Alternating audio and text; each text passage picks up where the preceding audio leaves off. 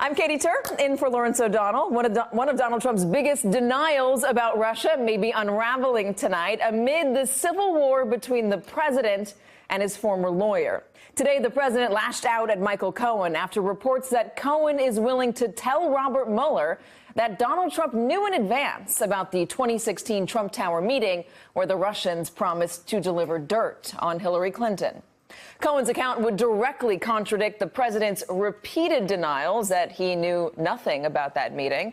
Donald Trump tweeted this morning, "I did not know of the meeting with my son, Don Jr.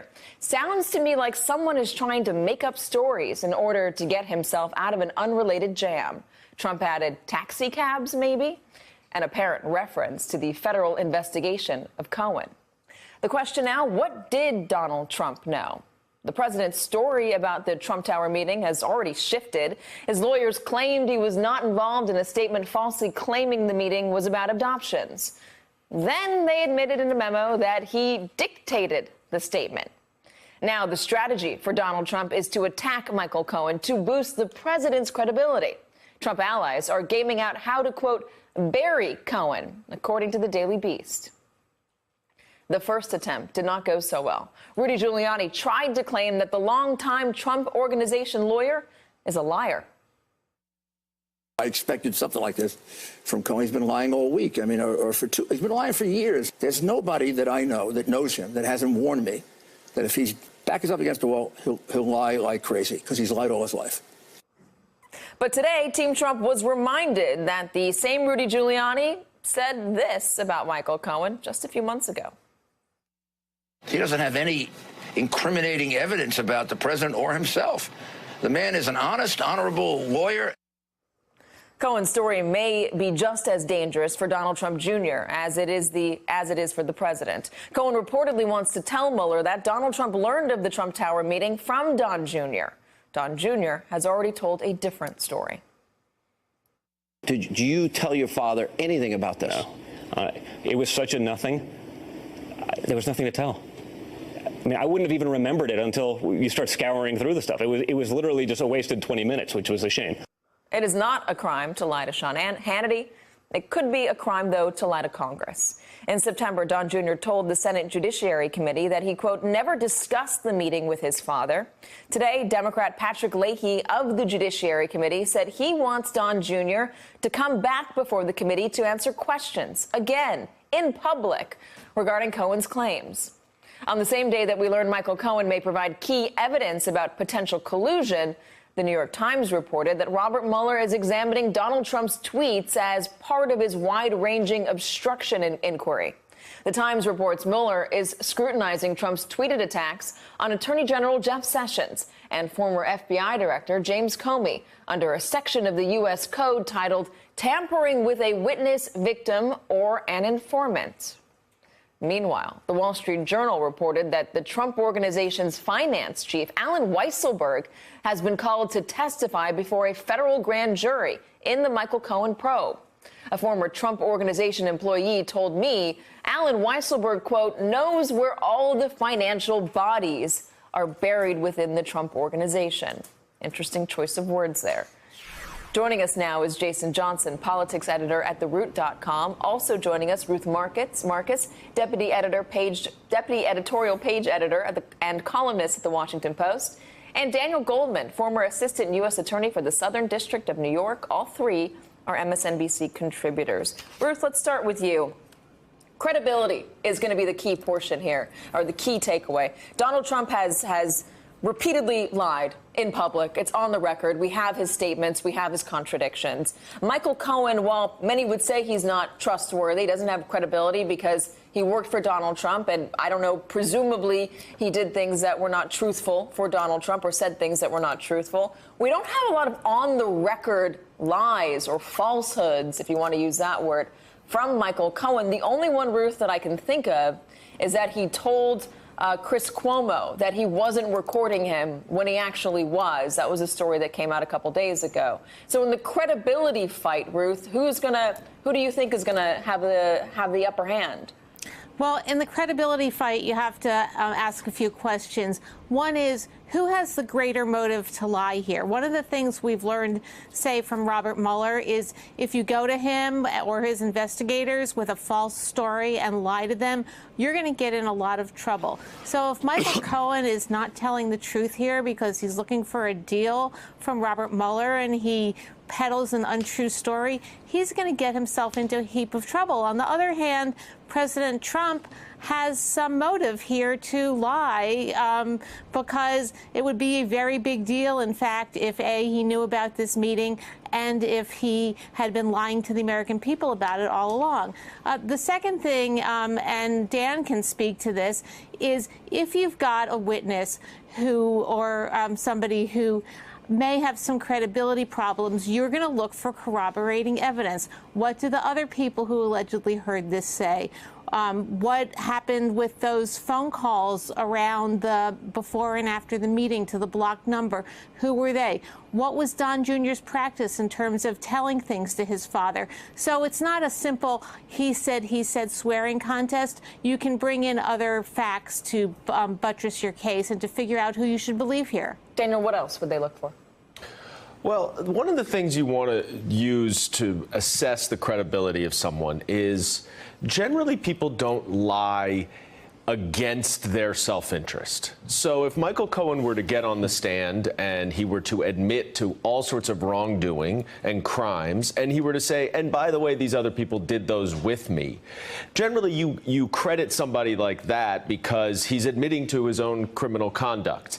If he's saying, oh, I'm pointing the finger at somebody else, I didn't do it, then that's more speaking in your own self-interest, and there is more motive to lie. But right now, isn't it in Michael Cohen's self-interest to go out and claim these sorts of things in order to make it appear that he is more he's more of a valuable informant or cooperator, I should say, against Donald Trump with the special counsel or the SDNY, if he's more valuable to cut a deal with rather than somebody just to try to prosecute? So it's interesting because we love this. You know, we're sitting on television and Michael Cohen is saying, oh, Donald Trump was there, and Rudy Giuliani saying he's a liar. This normally only happens in a courtroom when there's cross-examination and someone calls the cooperating witness a liar. It almost never happens in public. And the reason is because most cooperating witnesses are guided by their lawyers and they know to be quiet in public. Michael Cohen, if he's acting in his self-interest, will be quiet because this is not helping him at all. You have a piece in the Daily Beast today where you say free advice for Michael Cohen from ex-federal prosecutors. Shut up. Yes. He's not helping his cause by doing this. And to your point about, oh, let's flag this for the SDNY or for Mueller that I have this information. He doesn't have to do that in public. He has an incredibly able and capable, experienced lawyer who is very used to having these conversations with prosecutors, who are very used to having those conversations with defense lawyers. That's the proper way to do it. The way he's doing this in public is only hurting him. Regardless, it is getting ugly, certainly in public. Here's a new report from Emily Jane Fox of Vanity Fair. There is an increasing sense inside Cohen world that Trump's former attorney is ready to torch the man he once vowed to take a bullet for, telling allies about a, quote, treasure trove of material that he could unleash to create headaches for Trump. There's a lot more to come, he has said. There's a lot. Jason, what do you think of that? I mean, the thing is, Katie, all he's doing, Cohen is really just confirming what most people with common sense would have assumed about President Trump anyway. Remember, prior to Cohen, Donald Trump used to hang around with Roy Cohn. I mean, it's not like he has a history of dealing with ethical and responsible lawyers. So if this guy was his consigliere, if this guy was his fixer, it is highly likely that Cohen has all sorts of dangerous information about him that he can reveal. And the reason that this is playing out in public is because, one, a lot of these guys like getting on on TV. And two, this has become sort of a big spitting match between these gentlemen. You know, there are egos involved. I mean, you know, Cohen is not necessarily any more ethical than President Trump, but he may have some valuable information. And that's why this is playing out in such a loud, ugly way. It's why Rudy Giuliani is out there running his mouth and contradicting himself every other day, because none of these men, regardless of what their technical positions are, whether that's president, a lawyer for the president, or a lawyer protecting himself during the investigation, seem to really respect the rule of law or the norms of how an investigation is supposed to happen. Ruth, there's also this. The Associated Press is reporting that lawyer, that Trump Tower lawyer, the meeting that was between Don Jr. and the Russian lawyer, Natalia Veselnitskaya, is a lot more well-connected to the Kremlin than she claims to be. She was a ghostwriter for top Russian government lawyers and received key assistance from the Interior Ministry in a case involving a client. I mean, she's not being honest about her connections to the Kremlin.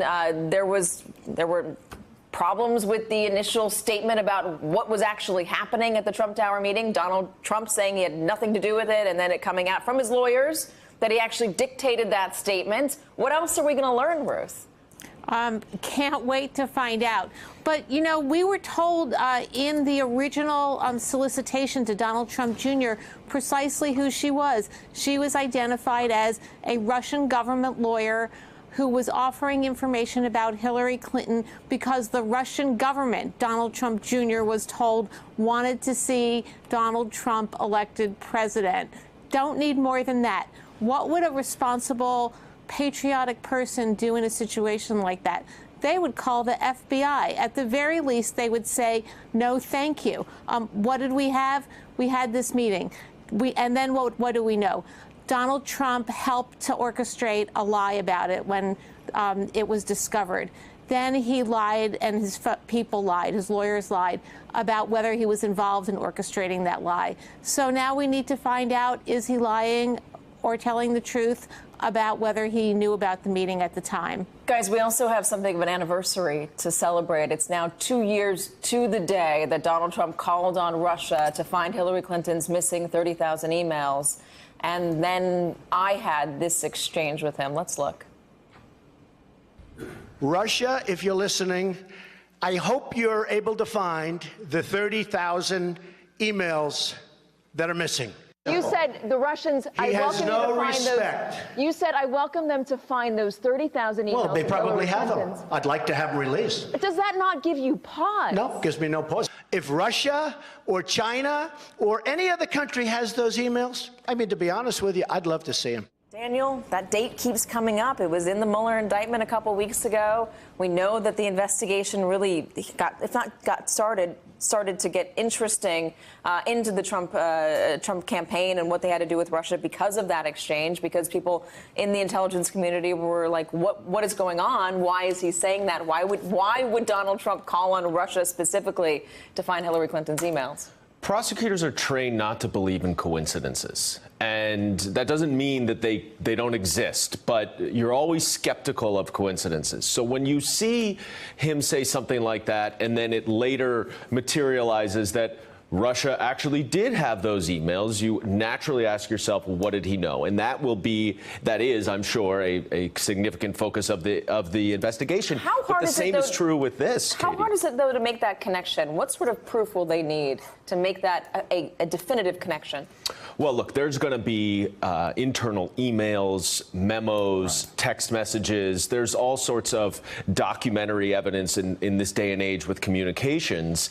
And that will also be the case as relates to this Trump Tower meeting, when Trump promises a big speech on Hillary Clinton that is supposed to follow this meeting, and then the meeting is a fail and that speech never happens. The same kind of thing is going on in both instances. Daniel Goldman, thank you very much. Ruth Marcus, Jason Johnson, we appreciate it. Thanks for checking out our YouTube channel. Subscribe by clicking on the button below for more from The Last Word and the rest of MSNBC.